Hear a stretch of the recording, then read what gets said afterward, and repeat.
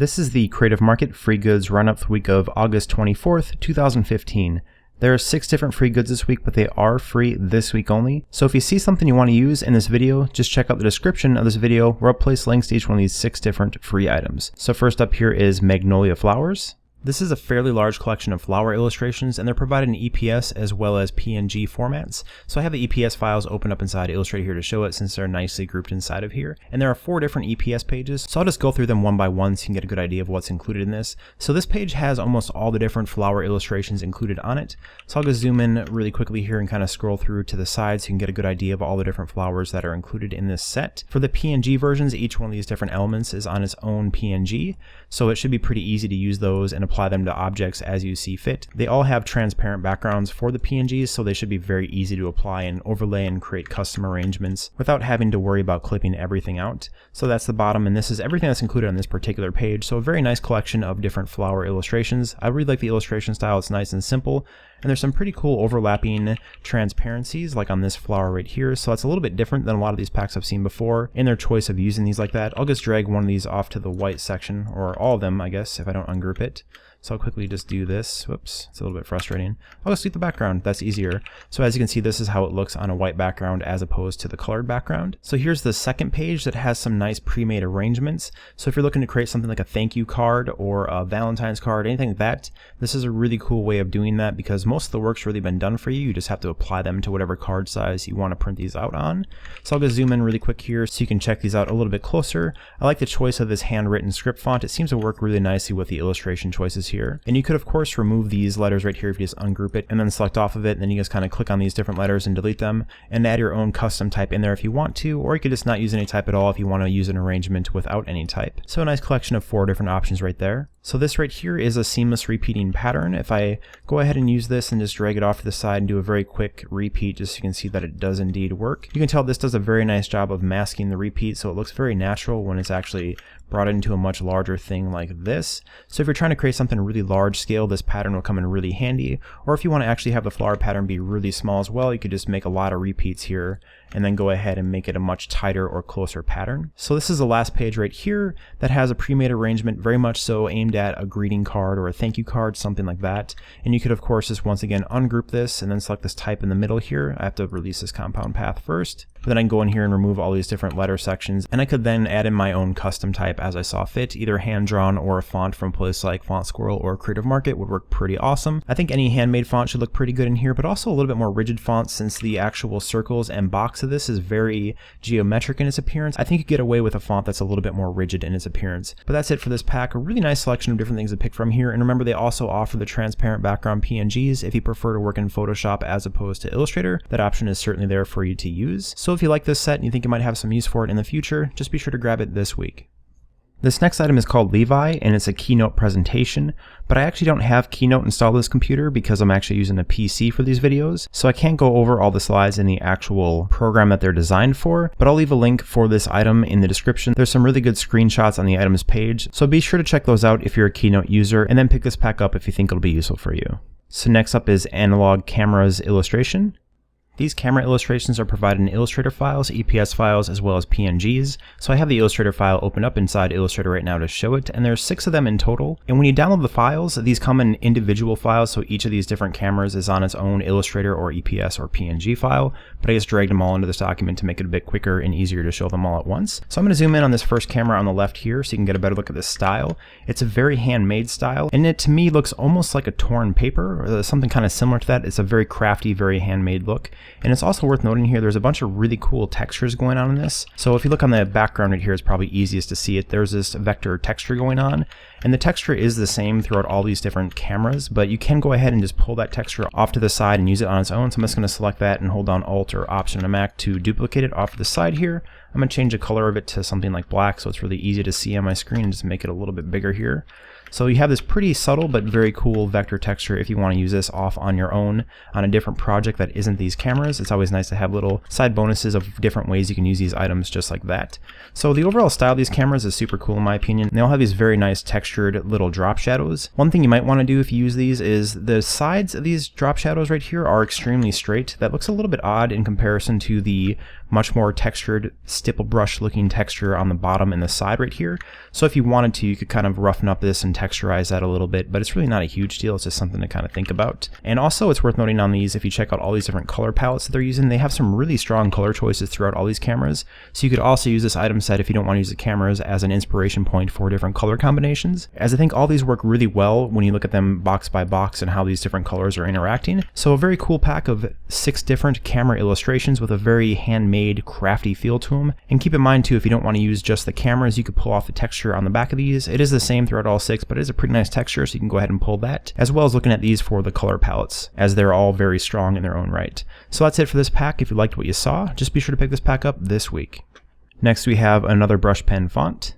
This font's provided in both TrueType as well as web font formats, and I have it opened up inside Illustrator here to show it. So this is a brush style font. I know there's been quite a few of these in the past few weeks for the free goods, but considering this is called Another Brush Pen, I think that's a pretty fitting name. So I'm going to zoom in on the lowercase version first so we can kind of take a look at this. So I think this one falls under a more stylized version of a hand-drawn brush font instead of a very realistic take, as a lot of the overall distressing on this looks a little bit more stylized as opposed to being ultra realistic. And if I zoom in really close in some of these letters here, you can kind of see how the distressing has taken place. So all the distressing is nice and rounded. There's a few sharp points on these, but there's really not too many. For the most part, all the distressing is pretty smooth, and you can tell they spent some time going in there and making sure a lot of the really weird, harsh edges that appear on some of these sometimes aren't a really big issue on this particular font. And also the center fill of all these is fully filled in. There's no distressing or remove texture from the middle of these letters, so this font should hold up pretty good at most different sizes. And I'll just zoom on down to the uppercase versions here so you can quickly check all these out. I think the uppercase as well as the lowercase letters on this work pretty well together, so this should be a very consistent font when you're using different words, different letter casings to make everything look good. I don't think you'll run into any issues there.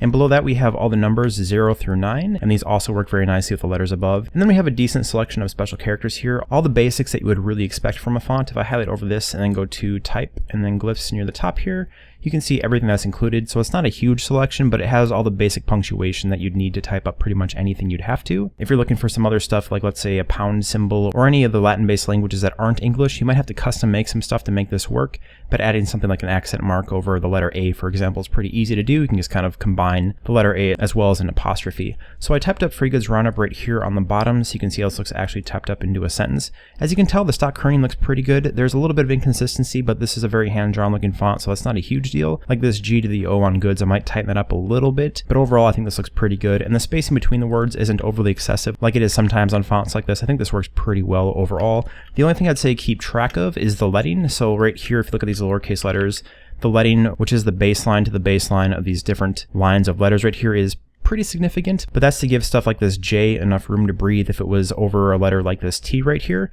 But you can of course go into window and then type and then character, and then adjust the leading from your character panel, which looks like a with an A and a line going between the two baselines. So if I select this, and right now it's at 104, if I use this drop down right here and make it something like 48, which is a little bit too close, but you can see it's pretty easy to go in there and change that. But that's it for this font. I think it's a pretty solid brush font that has a very stylized look to it. So if you like this font and you think you'll have use for it in the future, just be sure to grab it this week while it's still free.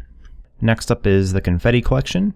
This pack comes with 2 different Illustrator files, so you are going to need Adobe Illustrator to use these. And the first file is really just kind of a preview or teaser image file that matches up with the cover image of this item. And the second page is the one that you'll probably find the most useful. So to actually use this, what you're going to have to do is you want to go to Window and then to Swatches.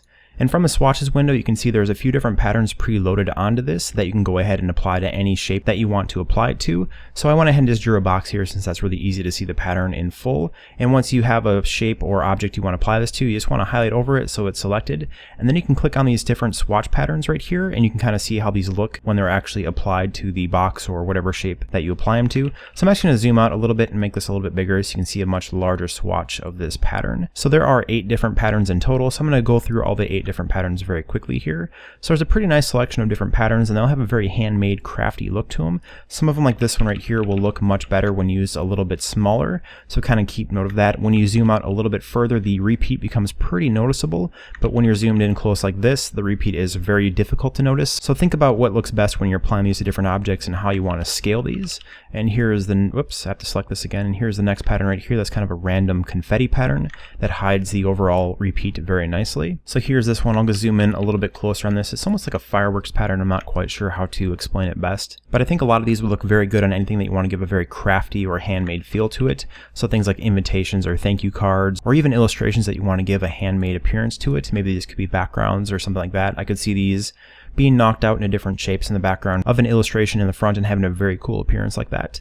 So here's the next one that's a bit more of a random stylized dot pattern. And here's this one that has a very cool color to it, and it's a wavy stripy pattern. If I zoom in a little bit closer here, you can tell this is also textured inside all these different lines. That gives it a kind of unique and cool appearance, almost like torn paper.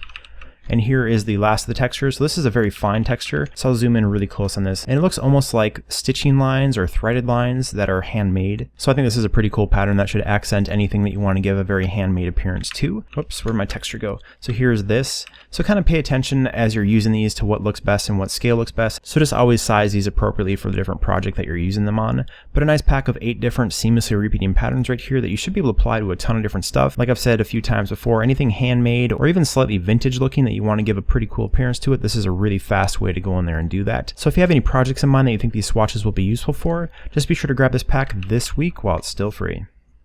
And last up is Flat Scroll 2, which is a Bootstrap theme. This pack includes 2 different themes, one for individual freelancers, that's this one right here, and then there's a secondary one that's very similar to the one previously, but it's focused on the idea of agencies. So there's a few different choices, like right on the bottom of the agencies one, there's this Our Services selection that shows different services that the agency might offer, but you could use this on a personal portfolio one too if you're an individual freelancer. I don't see why you couldn't still show this exact same stuff and just flop out the images and type to be more relevant to you as an individual. But if you look at the top of this one, at the top here, it's more of a biography for that particular individual designer or developer or whatever the case may be. So I'm going to check out this one first. That's for the freelancers. And this is a one-page theme for each of these 2 different options. And if you click on these different portfolio sections right here and go to the Take a Look button, it opens up a lightbox window that you can go ahead and have an image on. There's room for type below it so you can explain what the project is for, and then a link to a site. So if you have an off-site portfolio or you want to show off client work as it exists on their website, you can do that quite easily. And you can close it either with this X at the top or there's a close button right below it.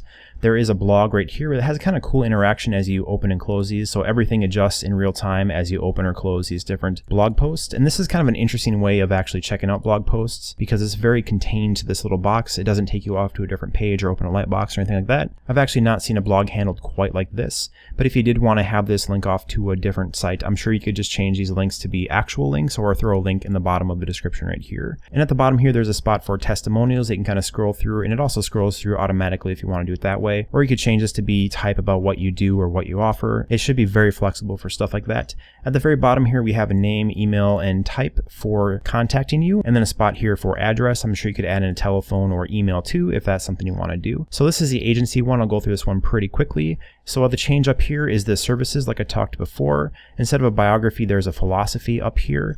The portfolio section for this is the exact same, so it works the same as far as clicking this, you get a lightbox window popping up with an image and then some type below it. And right here, instead of the blog like there was in the personal one, there is a We Are Storyteller section, so you can really explain what you do and kind of give a little bit more in-depth information about your company. But like I said before, if you're not an agency and you want to use this one, I don't see why you couldn't do that. It should be really easy to change around and use.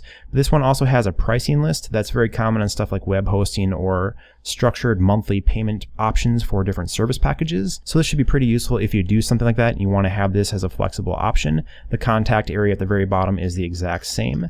And up the top here, there's a menu, so you can go ahead and click on this menu where you can find search, home, services. So if I click on these different sections, it'll just automatically scroll to that part of the website. So it's a very easy to use navigation system. And that'll be more useful the longer these pages get if you want an easier option for people to get to the different sections without having to scroll all over the place. And I also think I forgot to mention these are fully responsive, so they should look good no matter what kind of device you're looking at them on. So they should be good to go for years in the future. But that's it for these 2 different themes. If you liked either one of them or perhaps both of them, just pick this pack up this week while it's still free. So that's it for this week's free goods, and do remember they are free this week only. So if you saw something in here you thought you might have use for, just check out the description of this video where you will find a link to download it for free. And as always, if you like this video, please like and favorite, and if you want to see this video every week, please subscribe. This video is released every Monday to know it's free this week on Creative Market. Thank you for watching.